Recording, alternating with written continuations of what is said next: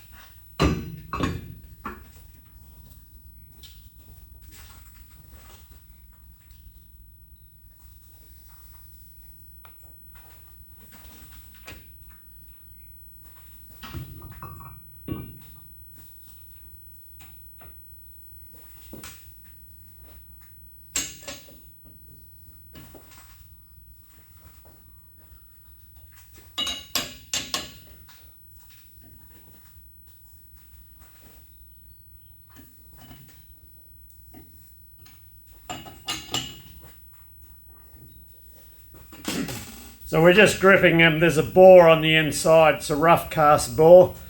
So we're just gripping them in with the internal section of the jaws.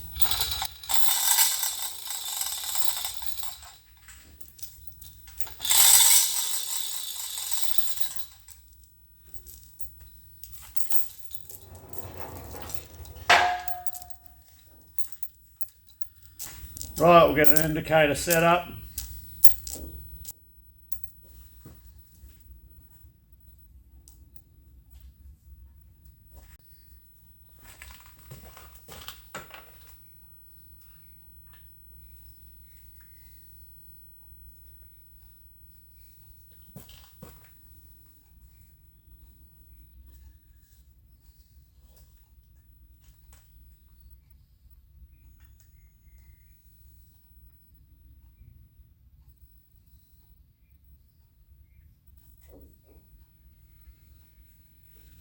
Oh, we're a mile out.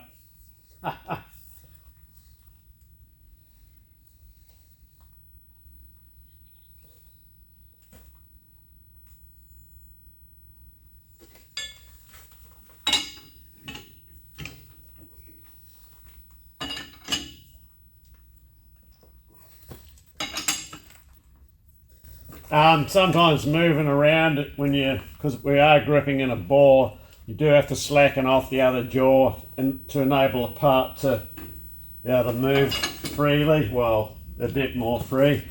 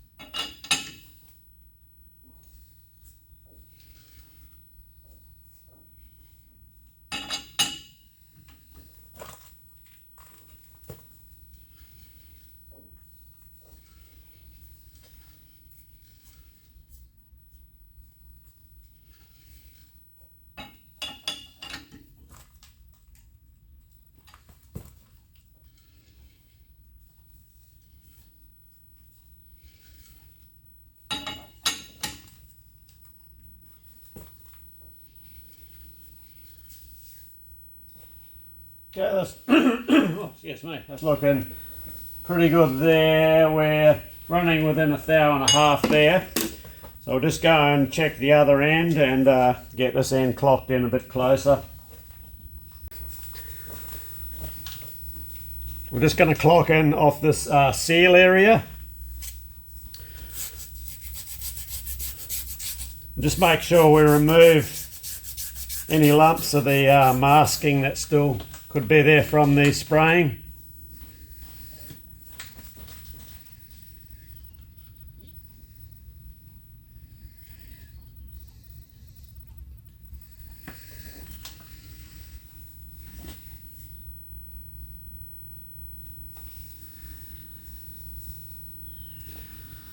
So we're running 3 thou. The amount of run out that we normally get here depends on the condition of the end of the bore, where I've where I got the center. So what I normally do is I'll put shims in where required to bring this below 2/1000 of an inch. So I'll just bring it around, look for our high, which is there, so we want to go opposite. We actually want the low. If we look for our high, then we'll zero the indicator somewhere around there. Go to our low, and then I'll add shims in to split the difference between where the needle is and the zero.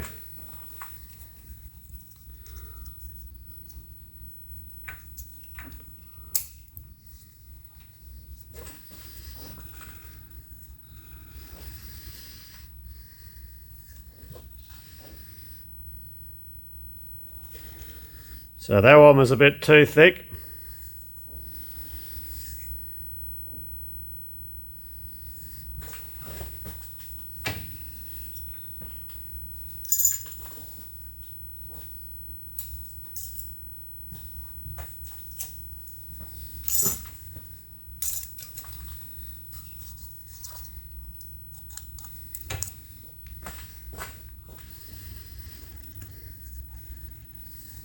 That's better.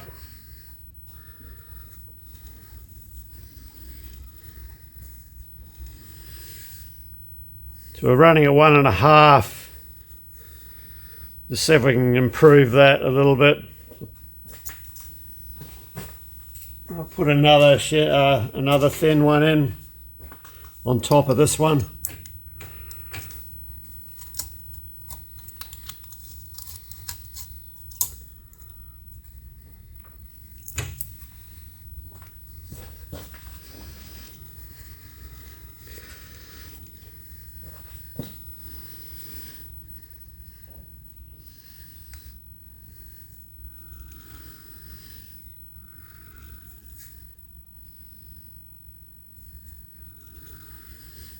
Yeah, that's made it worse.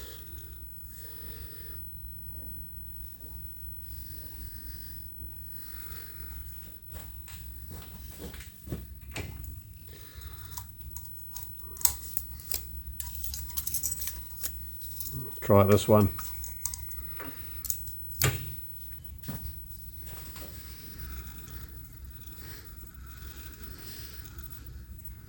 It's got it. We're inside 1/1000 of an inch. Just with that shim, just offsetting it, offsetting the bore to the center.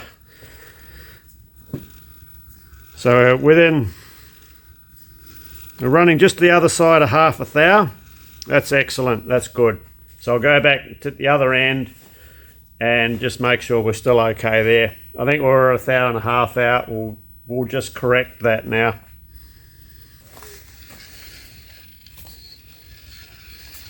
Yeah, about 1.5 thou out. We'll just do opposite jaws.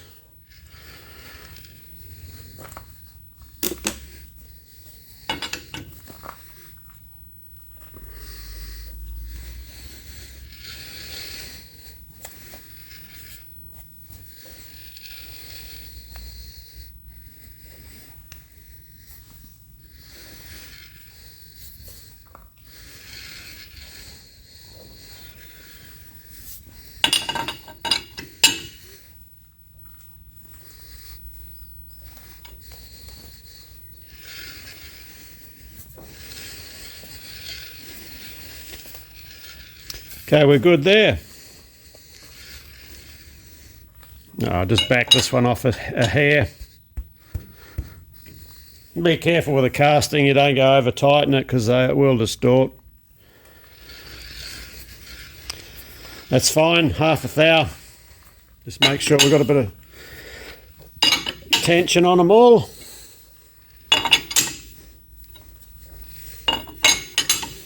Yeah, this end's the easy end. Actually, this one went quite well with that shim that we put in there. Sometimes you got a fair bit of mucking around to get that running, you know, within a thou or less. Thou and a half would be the absolute worst I would do these at. But that's only there, like that's a worst case scenario. So there is actually a wheel bearing goes on this journal, and then on this spline there's what's called an it's called an annulus gear. It's a big final drive gear, and on the rear of that is the other wheel bearing.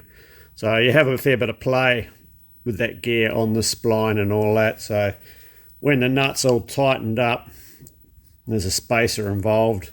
It brings everything in tight.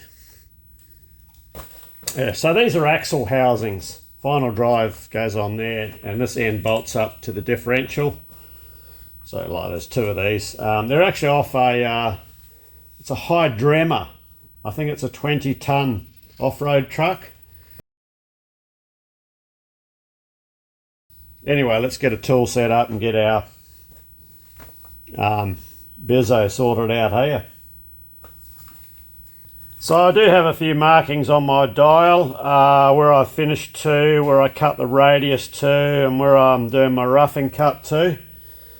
So that means I can reuse these marks because of our new tool post and its curvic coupling teeth.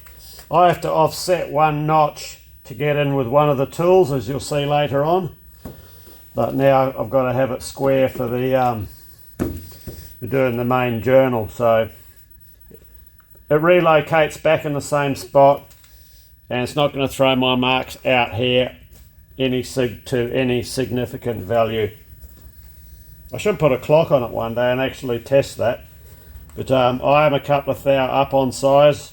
Roughing doesn't matter, finishing cut does matter, and I've got to be very careful when I get down to that, because if I overcut this, it's going to really bite me in the arse, as I've got to remachine it, put it in the other lathe, respray it.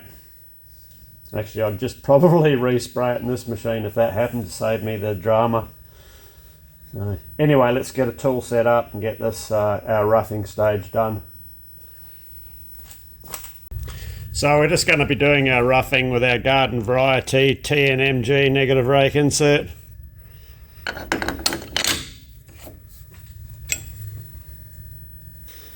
So the way I do this here, I am quite specific about it. So I'll start from the centre, or well in from the edge, and I'll work my way out towards either edge. Reason is, you'll see a lot of people, if you watch people on YouTube do this, more often than not you'll see them start at the end and turn all the way across. Well, that can lead to big issues of the pieces on the end here, these gnarly bits, underneath them is the masking compound.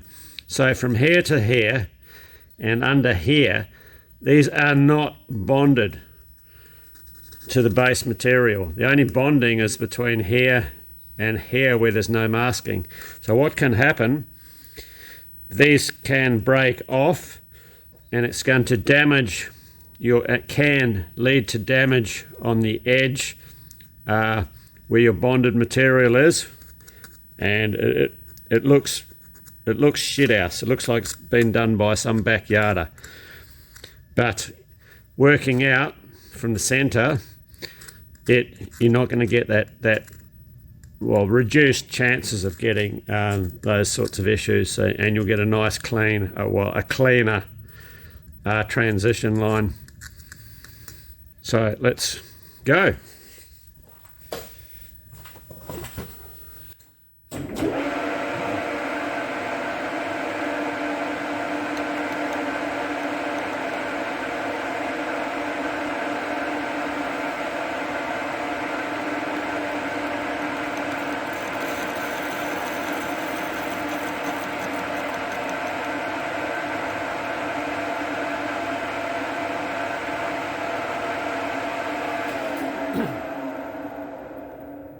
I'll just reposition the camera because I just had a look in it in the lens, and with this square thing going round and round, it's a bit freaky on the eyes.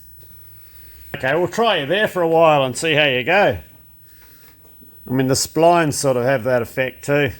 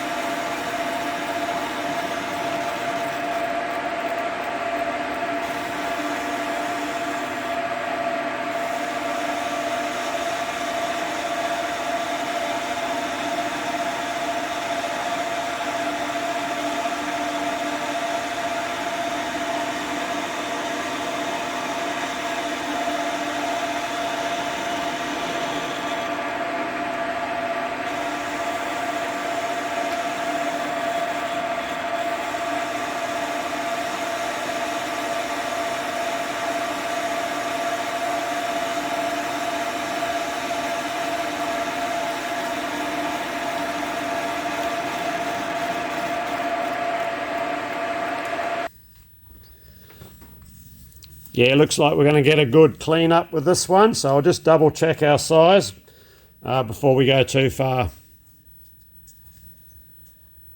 These will all come off as we go down.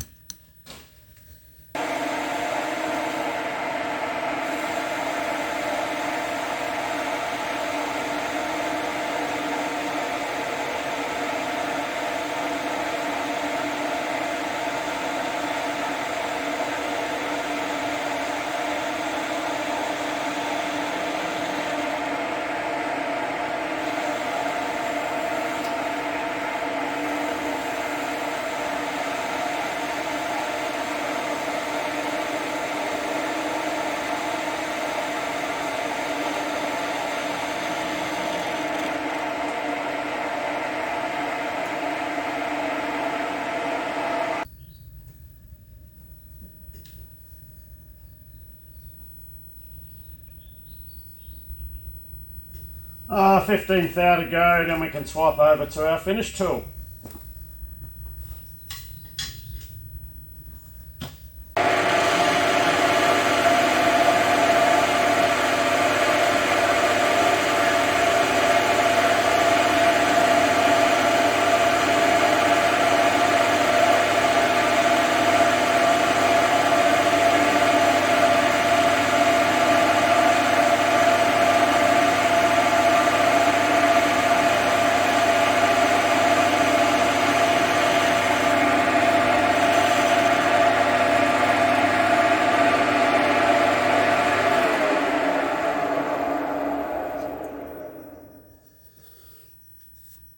Okay, we'll switch our tool out. We're going to use a micro 100 to finish, and we'll drop our feed rate down. We're running on about 1/8 thou feed rate there, so we'll go down to like probably 4 thou, 5 thou feed rate.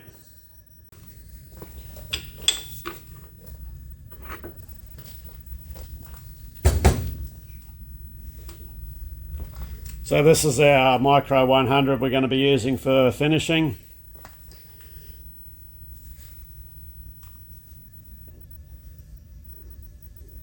Great little tools these.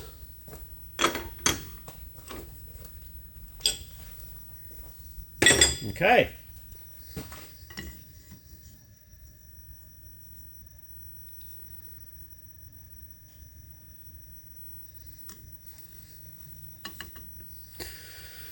Uh, 325, 35, 336. So if we 10, 15, 20, we've got 20 thou to come off before things get critical. So I need to make a sizing cut.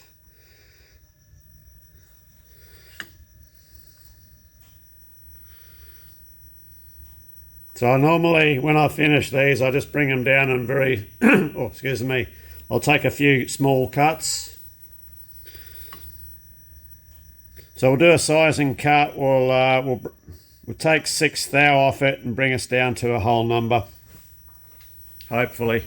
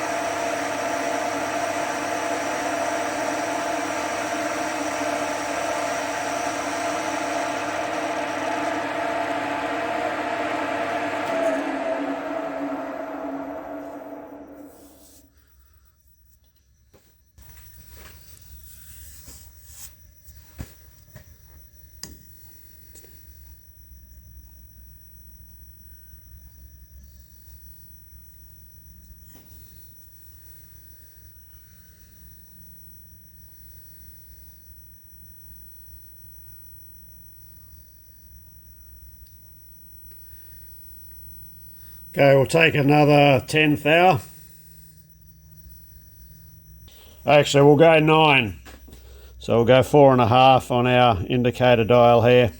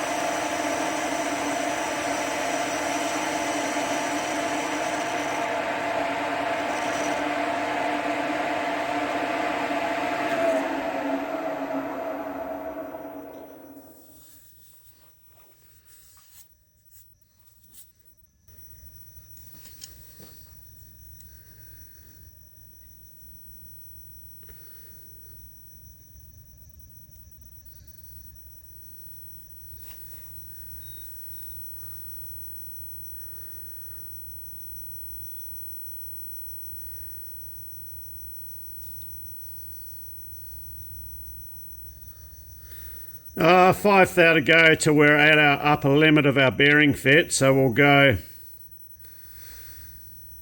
take 4 thou. What I generally do with this stuff here is I'll polish the last thou just to get these tool marks out of the spray surface. And I found that's the best way to do it, get the best finish.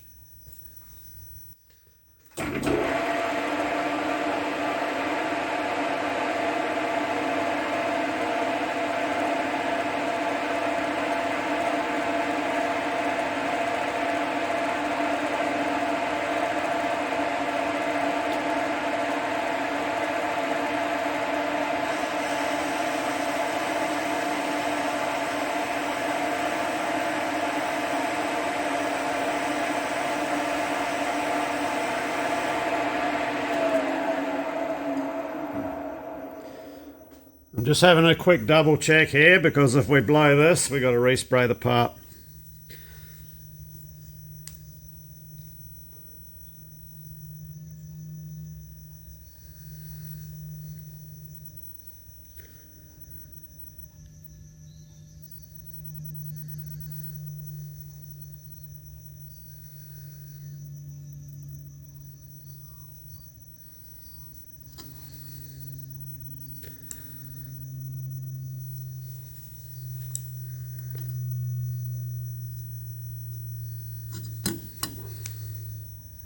No, we're good.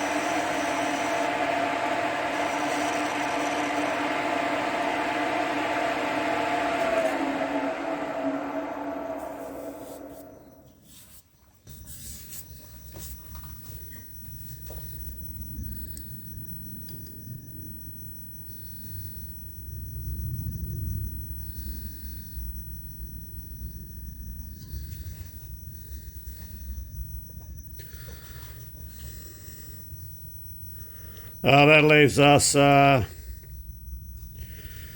you know what? I'm going to give this a quick polish, just see how far that comes down. We may end up just taking another 1 thou cut on this. It's a bear of a stuff to polish this stuff. You'll get as soon as it goes smooth, that's pretty well the end of it. You know, it takes ages to remove a little bit.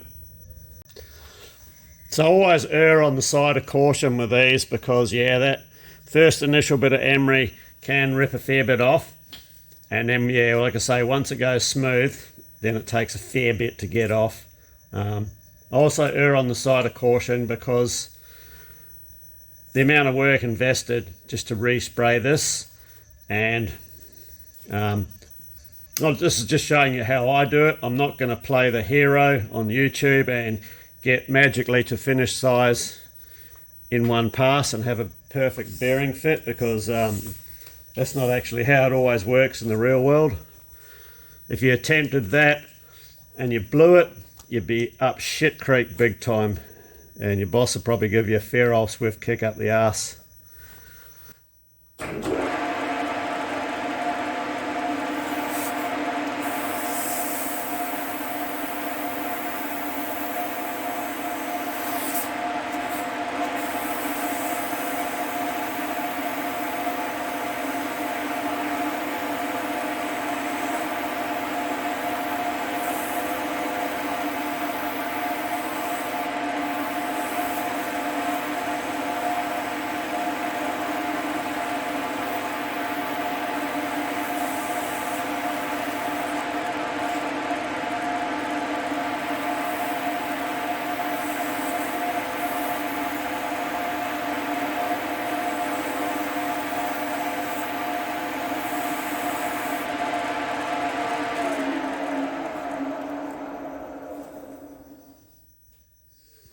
And every single one of these that I do, we get this tool mark, and it's always right in the middle, and that's what I want to polish out. I'll show you.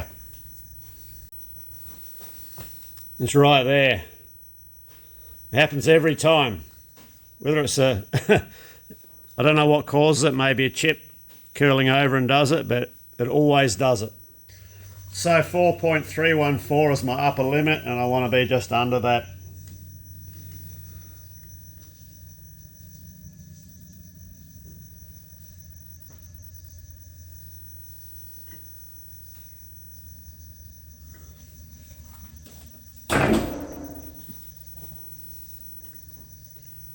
And I always check it crossways 90 degrees. Make sure we're not getting an ovality problem.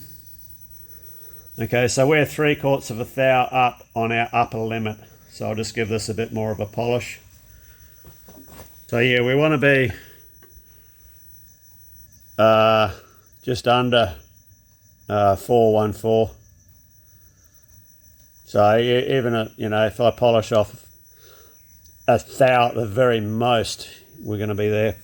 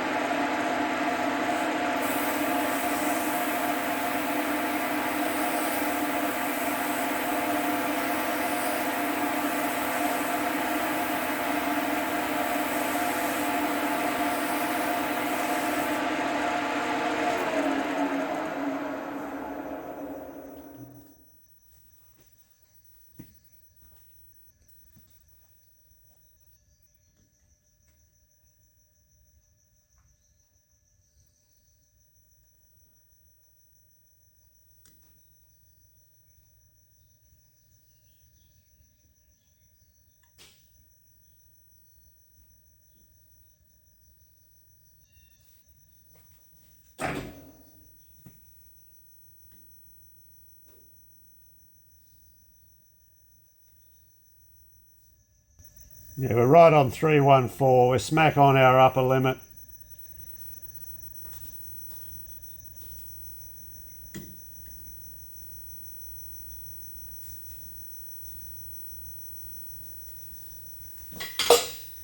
Just a fraction more.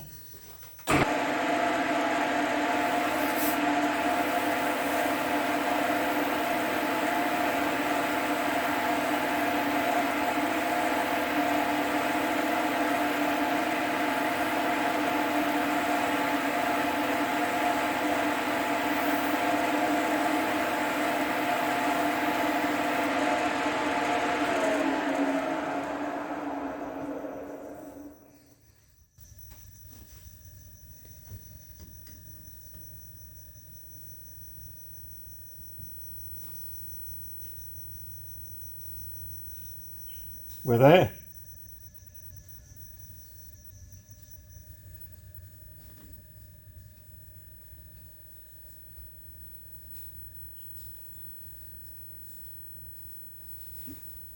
Maybe a couple more tenths.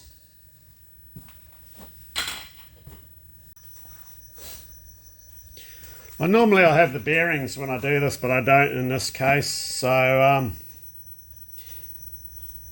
what I do at the end to double check I'll use a metric mic and just get a comparison between that and the imperial.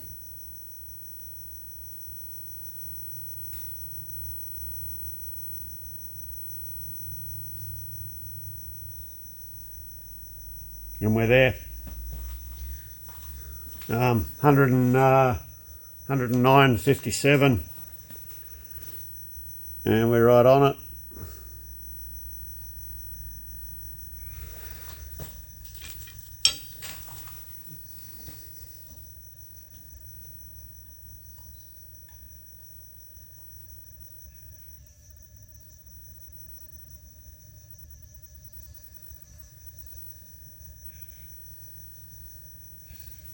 $3.14.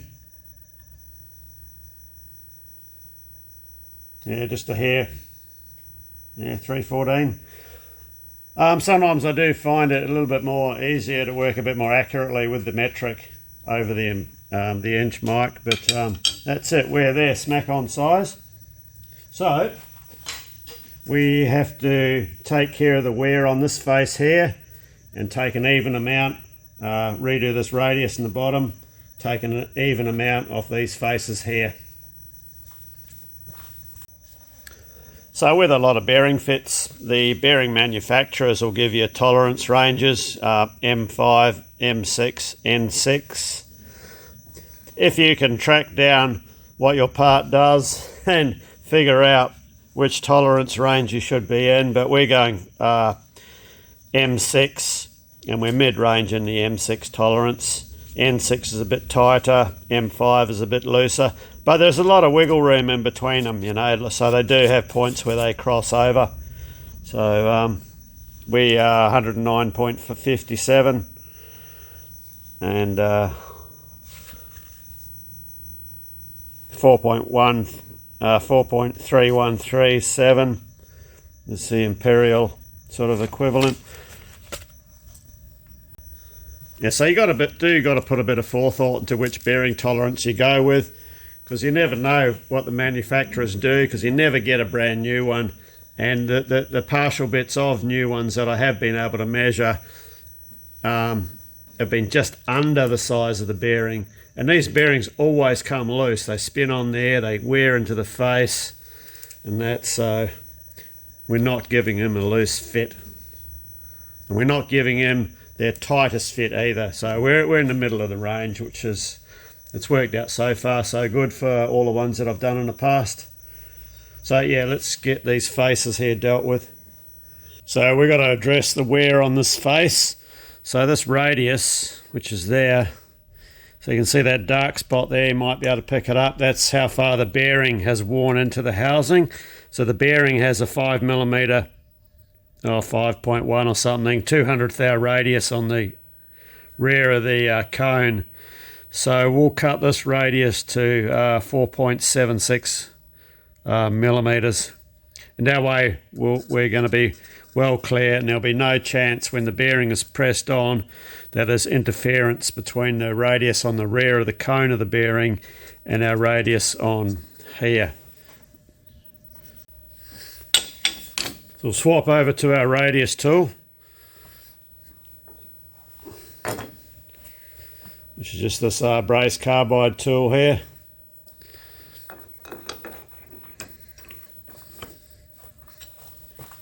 And we have to rotate our tool post to its first notch. Oh, sorry, second notch.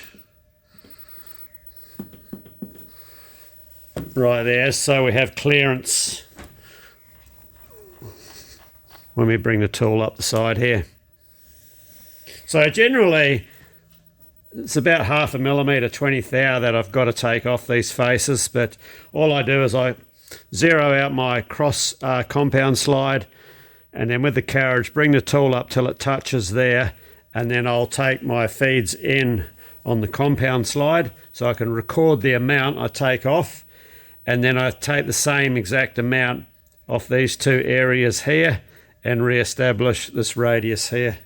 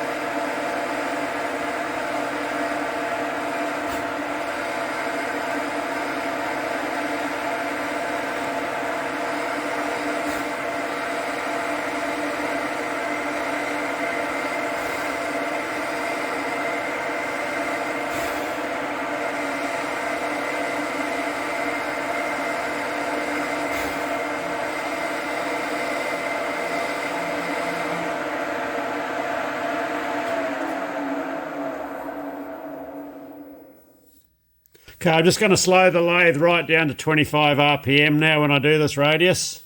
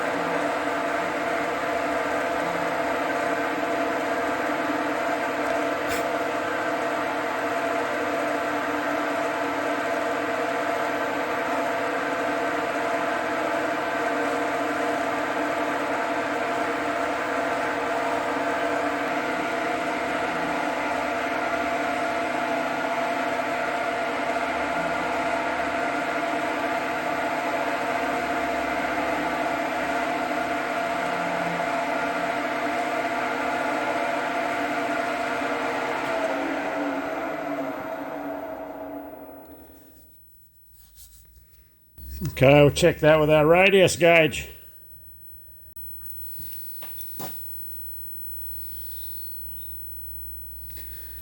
Okay, it just needs a hair more, right in the very centre of it.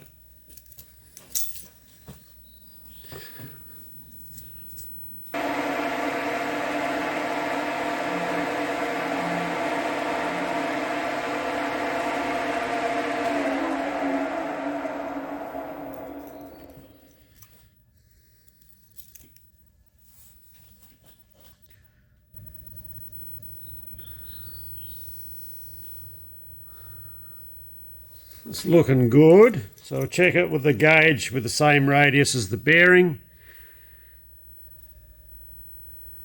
And we've got clearance.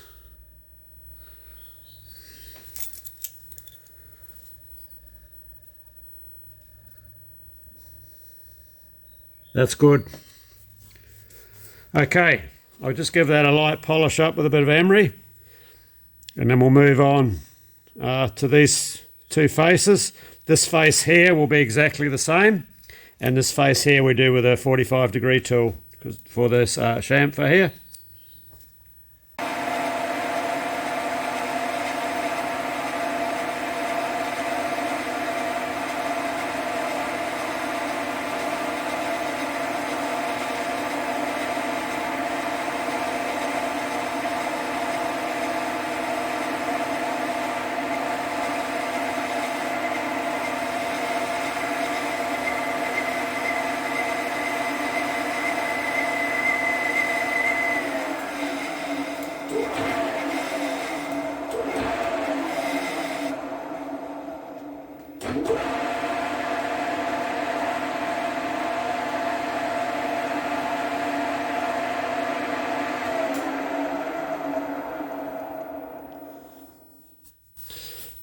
Just had to modulate the speed a little bit there so we didn't get any chatter issues right in that corner. Right, let's put the 45-degree tool in now.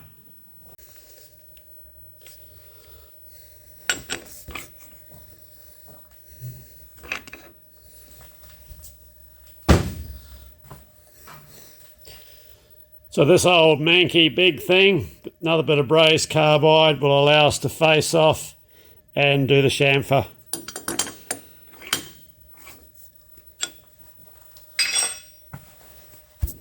Just going to move our tool around to get the appropriate angle.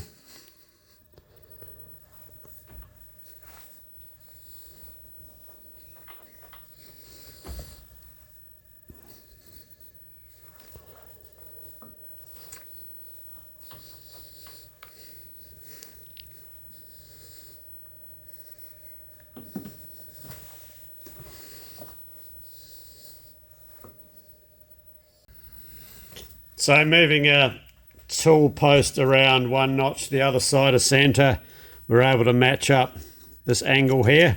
I already have this tool just slightly offset a bit from when I did the last one, so I know it was only 1 click off centre on the tool post. So same deal, 0.5 millimetre off this face here. Again, I'll just inch this around a bit.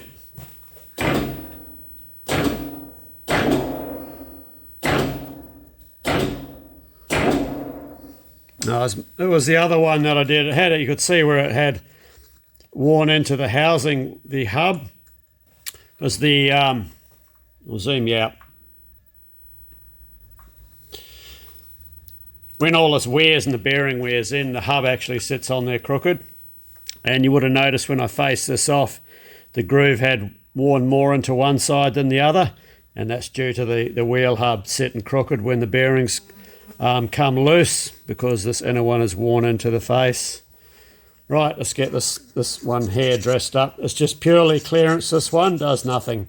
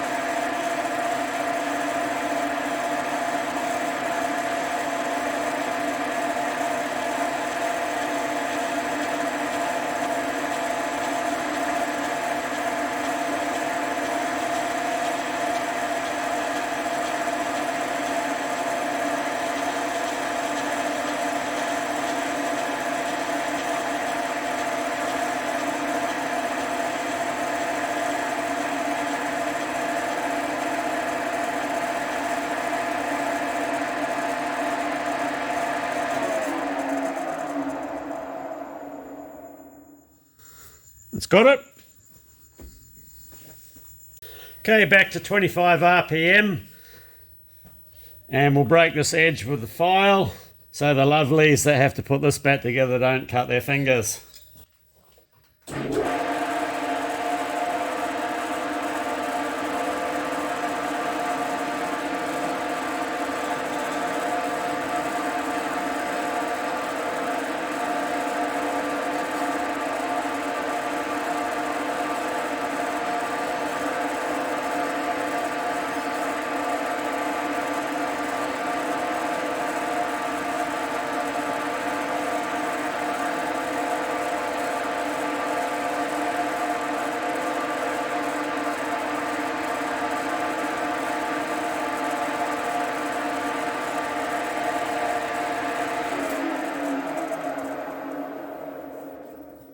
That's it. Actually, you should never leave sharp edges on anything, but, you know, in this day and age, the new breed of mechanics are a bit different than the older breed of fitters. All right, let's just polish some of this up, and we're good to go.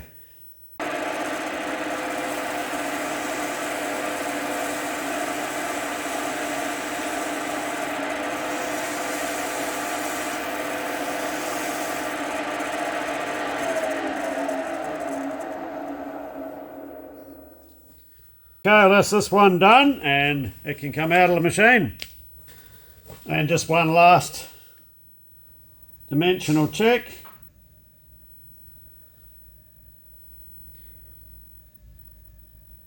$109.57. Always do a last check before I take it out of the machine. Spot on, okay.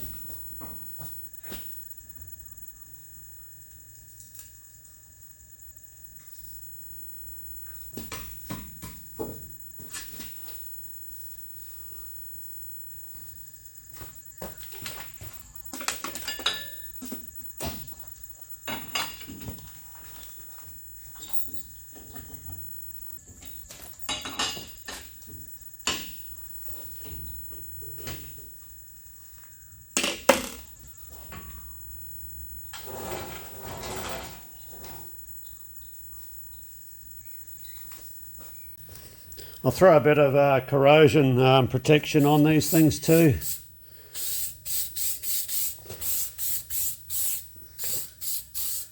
Because don't really know how long these are going to sit around for. Better get the underside.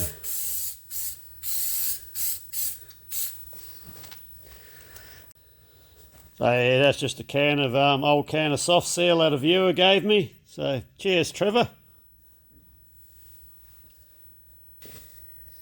Smells nice, that stuff.